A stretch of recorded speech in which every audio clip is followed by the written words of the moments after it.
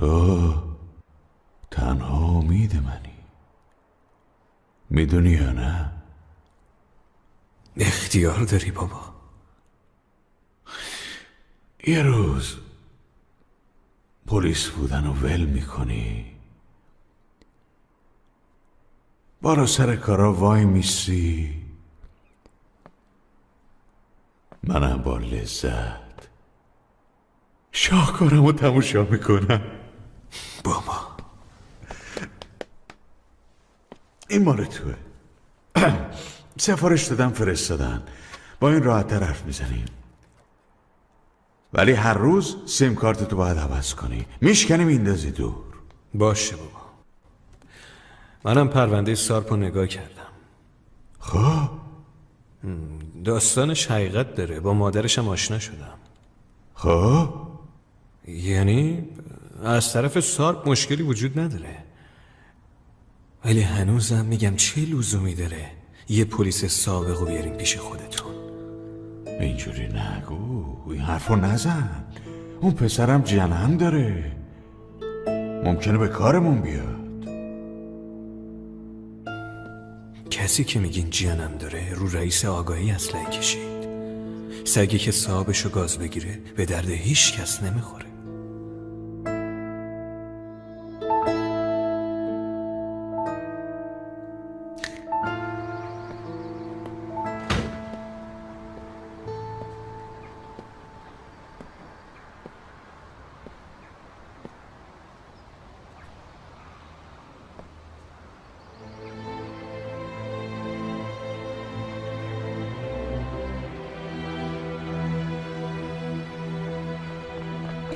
من از به دیوار میپرم. داداش سب کن منم بیام. تو نمیتونی بپری. میتونم. خیلی خوب بیا.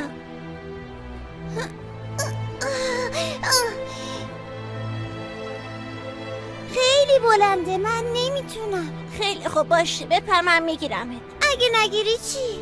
بهم اعتماد کن، زود باش بپر. میپرم. پریدم داداش. گفتم که بهم اعتماد کن.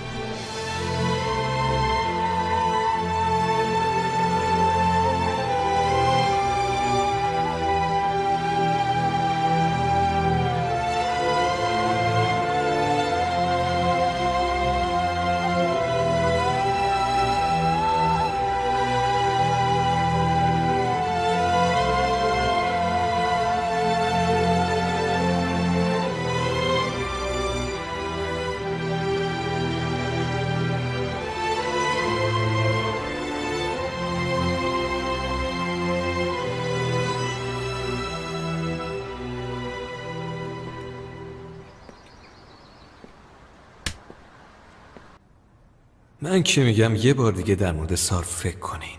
به آدمایی مثل اون نمیشه اعتماد کرد. تو اونو بسپرش به من پسرم، من میدونم دارم چی کار میکنم. تو در مورد پیدا کردن عمر به جایی رسیدی؟ نه، دارم روش کار میکنم. مرد عجله داریم، ببینم چی کار میکنی. یکم دست به جنبون.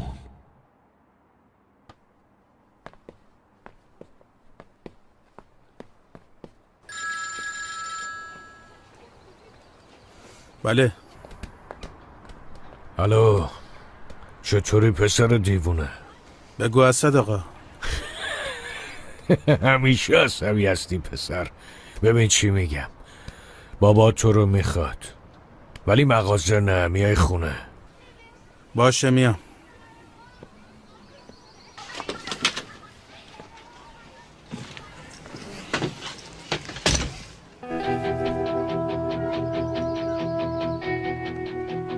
بیشرف.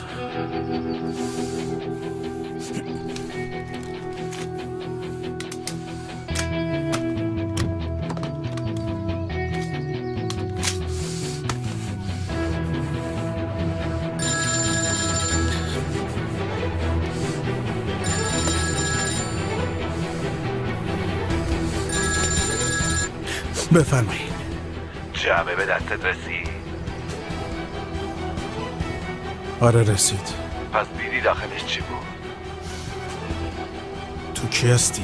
اونو ولش کن. تا کی میخوای پادوی کسی باشی که برادرت ازت جدا کرد؟ این جوابو بده. من خودم میدونم دارم چی کار میکنم. تو از برادرم بگو زنده است الان کجاست؟ جواب این سوال من نمیدونم. من فقط آدرس رو بهت دادم. همونجاست. راستی سعی نکن منو پیدا کنی چون نمیتونی.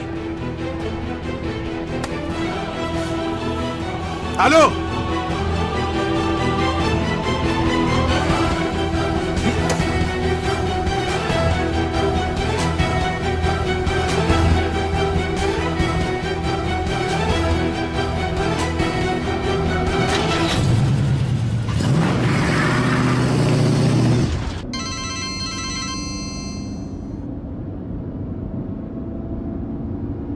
خیر باشه سار. همه چی تموم شد دیگه. بازی بی‌بازی میرم اون چنان بیشرفو بگیرم.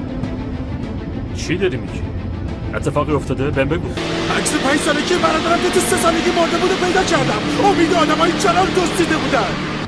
تو چی داری میگی؟ بابام پشت عکس نوشته بود تا وقتی من سکوت کنم زنده میمونی. بی شرفت هست. پس برادرتو دزدیده تا پدرت اعتراف نکنه. دقیقاً همینطور. میرم پیش جناب دنبال این قضیه رو میگیرم. به حرف میارمش. جای امیدو پیدا میکنم. سار بذار حرف بزنیم. اینطور نمیشه. هنوز مطمئن نیستی که زنده است یا نه. اگه زنده باشه جاشو، اگه نباشه مزارشو پیدا میکنم. دیگه چی میخوای؟ برای همیشه از شر جناب خلاص میشی. سار پسرم آروم باش. بیا بشینیم با هم صحبت کنیم. یه راه حل پیدا میکنیم. امروز روز حرف زدن نیست رئیس. سار الو سار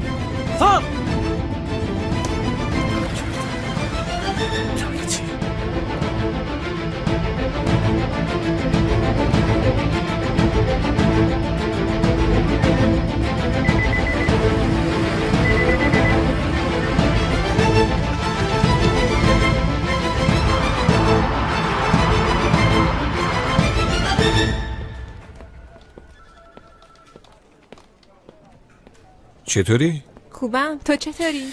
تا قبل دیدن تو روز خسته کننده ای بود. رئیس یوسف تو اتاقشه؟ نه رفت. ای بابا به من گفته بود بیا تو اتاقم. خیلی خوب من تو اتاقش منتظر میمونم. گفت مهم. نمیتونم بذارم بری تو اتاقش. بعد از سرم داد میزنه. اما وقتی اومد بهت خبر میدم. باشه بعدم میبینمت.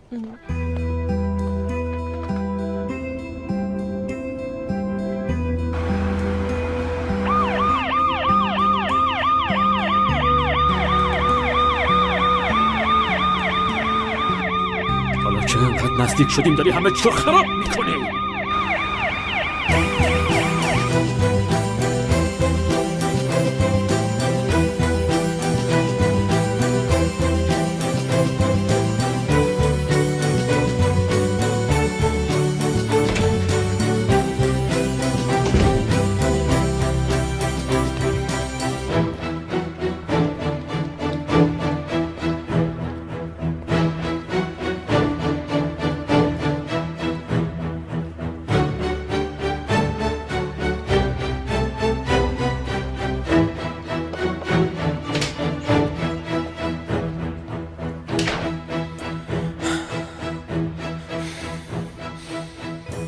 کارت خیلی سخته پسر. تازه کسی هم نیست بهت بگه ایول.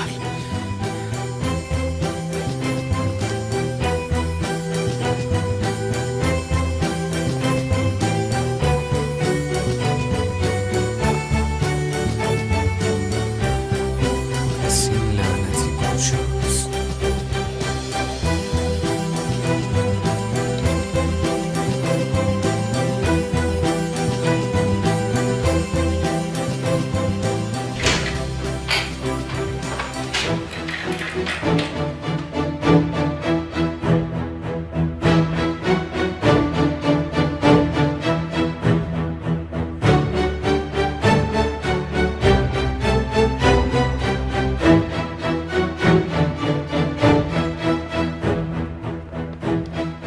جریان چیه؟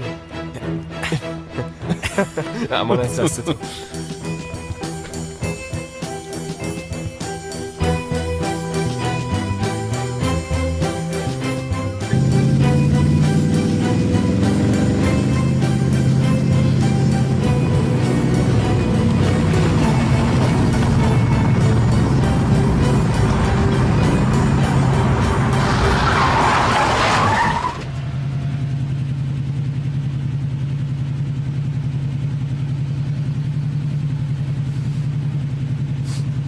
برو کنار رئیس. بیا پایین. برو کنار.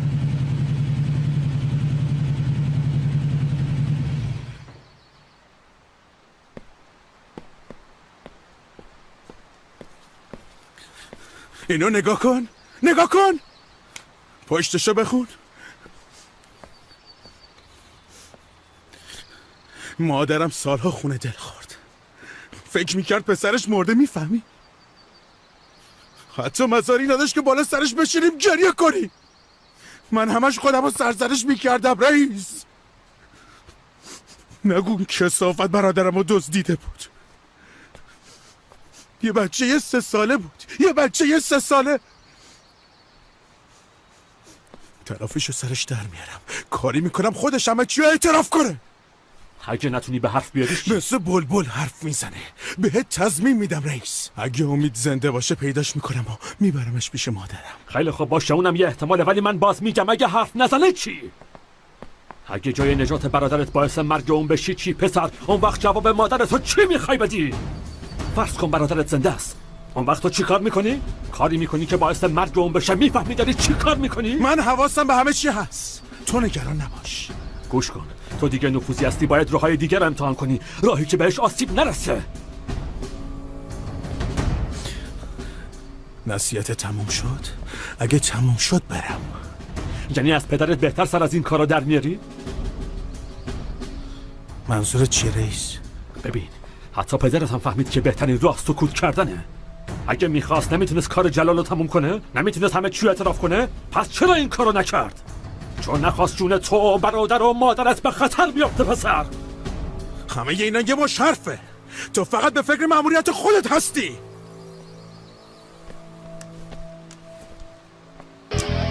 داری چی کار میکنی؟ گوشی تو بده، سویچم بده. بس کن سال.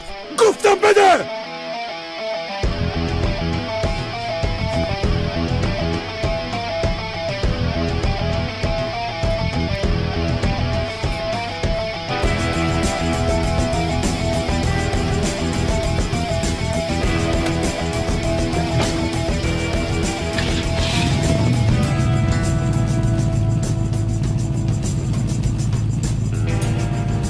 برو کنار رئیس. بدون اینکه خون از دماغ کسی بیاد میتونی برادرتو پیدا کنی و ببرش پیش مادرت. سال برای هیچ کاری دیگه نیست. سال کن.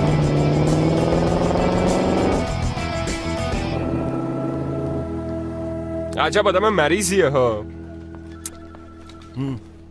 عمر بازم جاشو عوض کرده. ای بابا، یه جا بند نمیشه. تازه رفته بود یه جای جدید، تمام روز دنبالش بودم ها. خیلی خوب، آدرس جدیدشو برام بفرست. خداحافظ. لازمه به رئیس خبر بدیم؟ صبر کن، الان زنگ میزنم.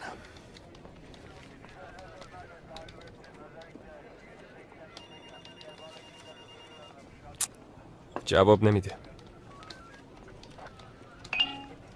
آها، آدرس رسید. صبر کن برای رئیس یوسف بفرستمش.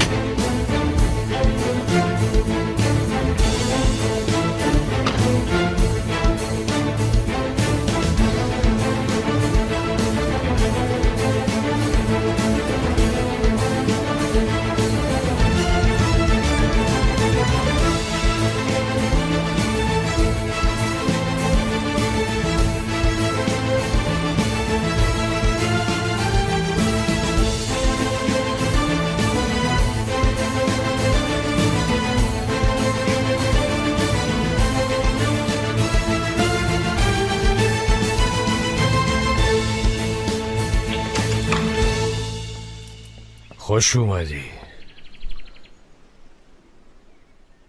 بیا بریم پیش بابا، کنار استخرم.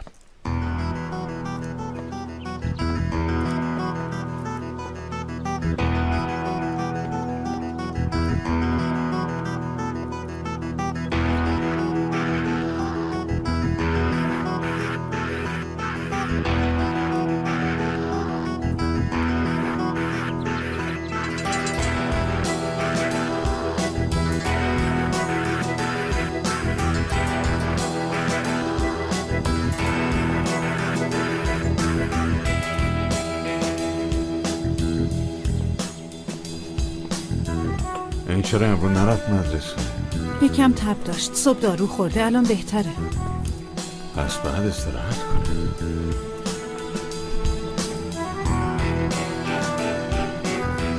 بذار ببینم تب داری؟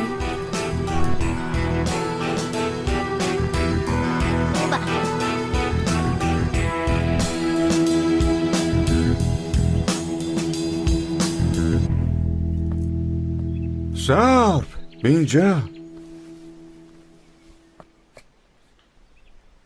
زود باش. خوش اومدی.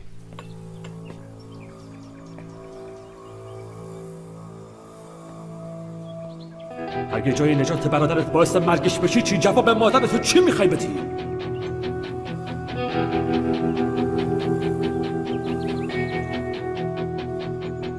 بگو خیلی ممنون. بازم آب میوه بخور.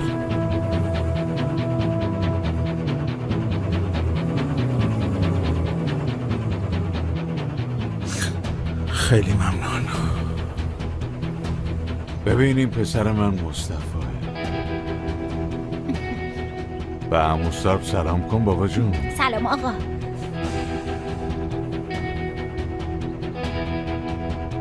تو دیگه نفوذی هستی، باید راههای دیگر رو امتحان کنی. لابد الان میگه این آدم واسه چی منو صدا کرده.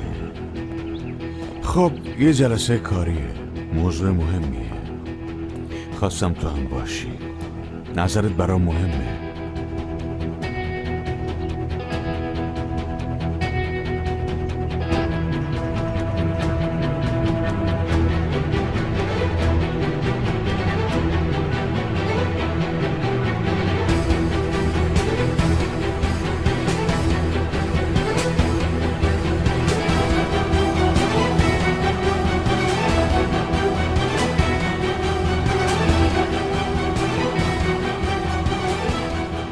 تو حرفای منو گوش نمی کنی؟ چیزی شده؟ جریان چیه؟ چیزی نیست. چرا هست؟ من میفهمم. مادرت واسه چی خواست بری خونه؟ اتفاقی افتاده؟ اتفاقی همیشگی. سار، منم مخفی کاری خوشم نمیاد. نزدیکام هر مشکلی داشته باشن دلم میخواد بدونم.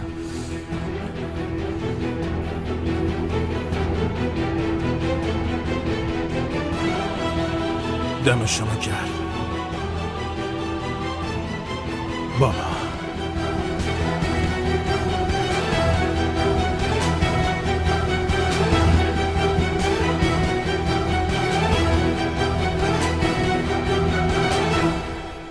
مستا بفرما جونم فدات. شنیدی؟ گفت بابا. معلومه میگه بابا.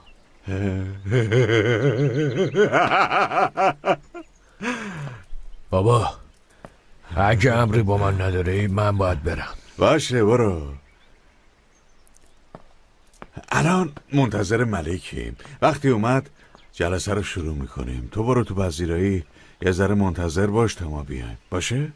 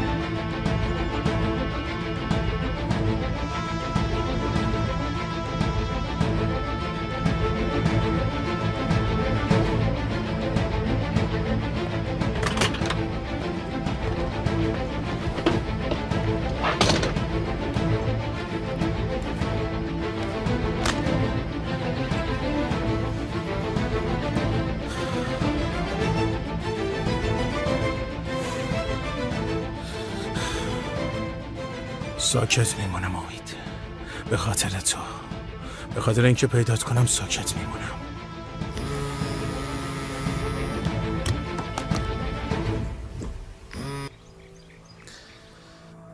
الو، منم.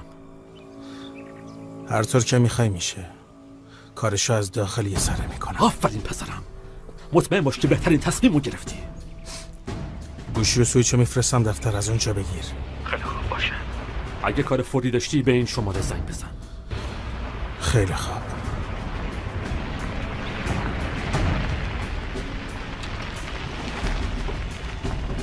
بیا ببینم دختر جلال.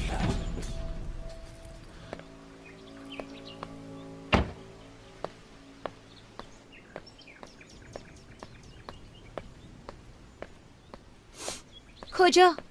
جلسه داریم. میام.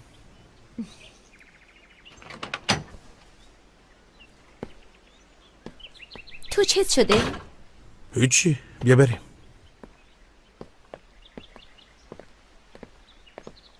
اصلا حوصله ای جلسه رو ندارم. چرا، مگه چی شده؟ کار فوق‌العاده‌ایه، ولی بابا جلال راضی نمیشه. حرفمو گوش نمیکنه. ببینم تو این قضیه بهم کمک میکنی؟ شاید اون موقع بابا جلال راضی بشه. تا ندونم چیه نمیتونم بگم. خیلی خوب، باشه.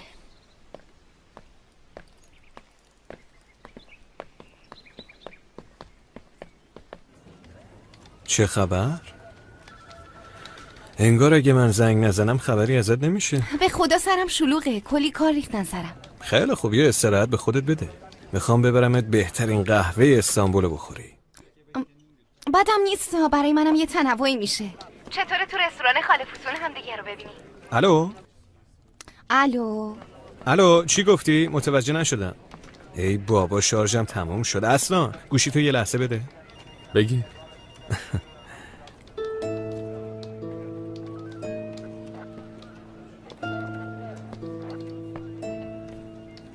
الو ایلا، منم. شارژم تموم شده. با گوشی یکی از دوستام زنگ زدم.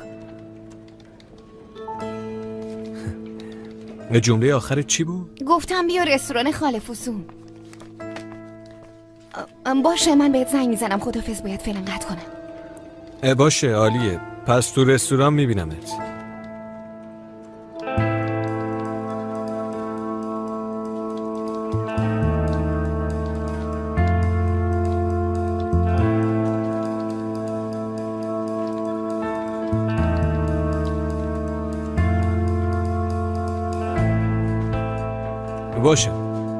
باشه میام رستوران، بعدم میبینمت. به کارت برس. فعلا خداحافظ. ثواب بزرگی کردی رفیق. خواهش میکنم، حل دیگه. پس چی فکر کردی؟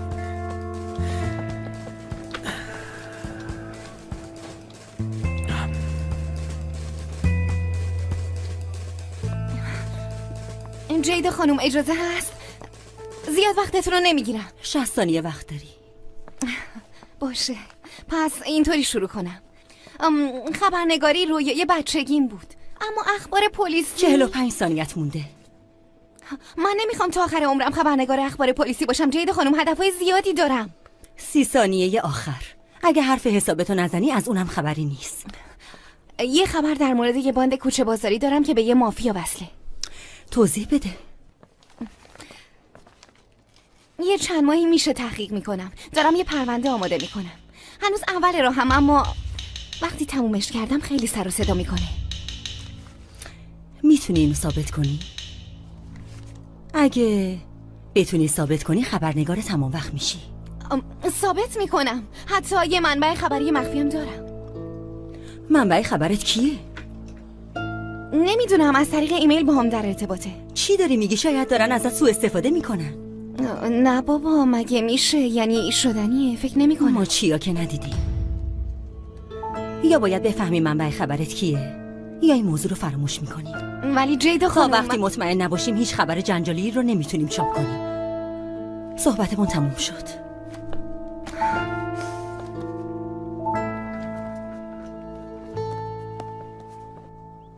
تعریف کن بینم منصور شن. گوشمون با توه. بابا جلال حتما خواهرمون ملک براتون توضیح داده؟ من چند تا کشتی در اختیار دارم. تو کار حمل و نقل مرزی هستم. کار پرسودیه. گاهی وقتا ماشین رد میکنیم، محموله رد میکنیم، آدم رد میکنیم. هیچ مشکلی ندارم. دم و دستگاهی رو انداختم که به تمام نقاط دنیا نقل و انتقال داره. تضمین داری خوی؟ تضمین؟ اگه بلای سر جنسمون بیاد چی؟ بیمه اینا داری یا نداری؟ خب بیمه نداریم، اما تضمین خودمم بابا. محموله‌های منو نمیگردن. اینجوری نمیشه. بابا زود تصمیم نگیر. حرفای آقا منصور رو گوش کنیم.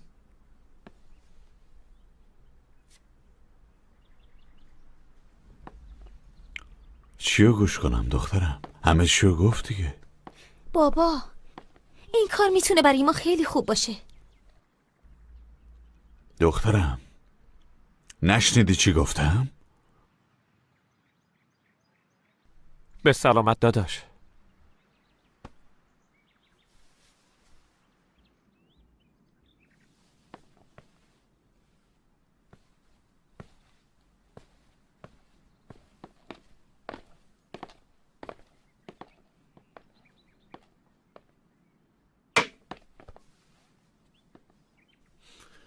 دیگه هیچ وقت شده دیگران به خاطر کاری که من راضی نیستم اصرار بی خود نکن. فهمیدی؟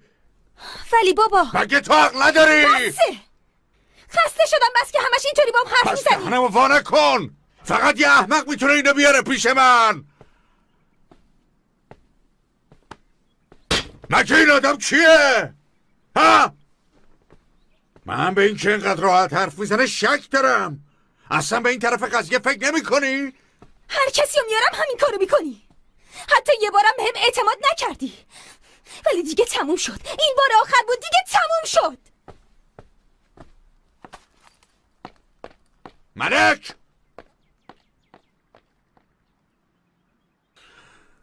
سر برو دنبالش.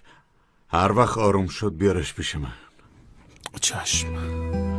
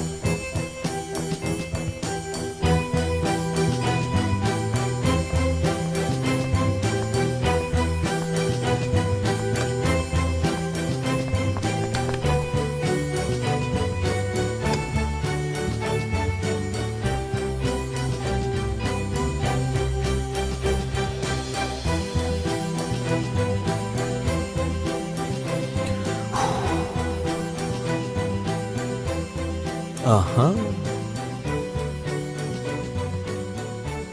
عمر جون اینجایی؟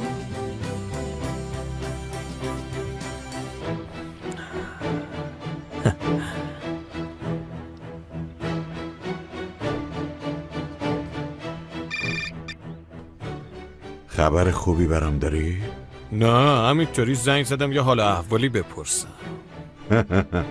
پس پیداش کردی. کجا قایم شده بود؟ فقط اینجا تنها نیست. یوسف آدماشو دور برش گذاشته. الان آدرسو براتون میفرستم.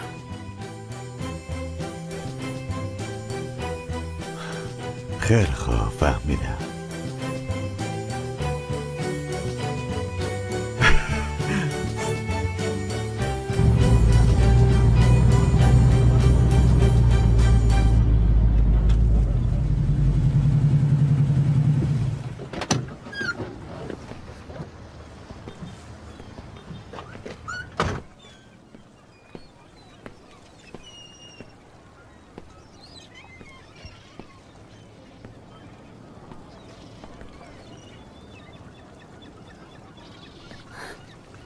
اون تو رو فرستاد مگه نه؟ ممنون. نمیدونستم میونتون شکرابه. بابا جلال آدم لجبازیه، همش من کوتا میام، ولی این دفعه خیلی عصبانیم کرد. دیگه به اینجام رسیدیم. خیلی وقته میخوام با منصور کار بکنم ولی اهمیت نمیده. این منصور کیه؟ یکم ازش میگی؟ منصور شن اهل ازمیره، کشتیرانی داره، تشکیلات خوبی هم به هم زده، میخواد تمام کاری حمل و نقل ما رو انجام بده. شایدم این باعث بشه که راه خودم رو جدا کنم. میبخشید ملک خانم، میشه یکم با هم حرف بزنی؟ میشه ما رو یکم تنها بذاری؟ مطمئنی؟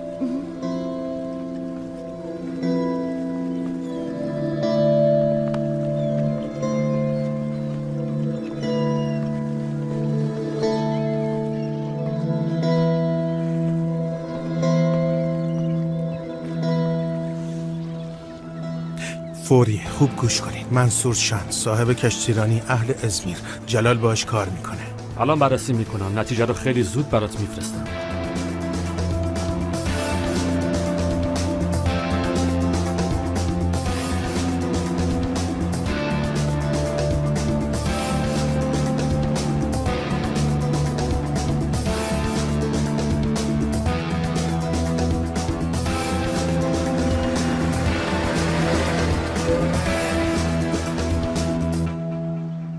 باید سارپو برگردونیم ایلم. من از پسرم دست نمیکشم، تو هم به من کمک میکنی دخترم. تو آخرش هستم خاله فسون، اصلا شک نکن. اگه پسر توی دادش منم به حساب میاد. اون کله شق و سر عقل میاریمش خاله. به خاطر پدرش جلوی چشمم گریه کرد. به کسی که ازش متنفر بود گفت بابا. نفهمیدم چی شد. امروز غذا چی دارین خاله فسون؟ خوش اومدی. انگار بعد موقع اومدم اینجا. این چه حرفیه؟ بیا بشین. چی دوست داری برات بیارم؟ والا هر چی بدیم من میخورم.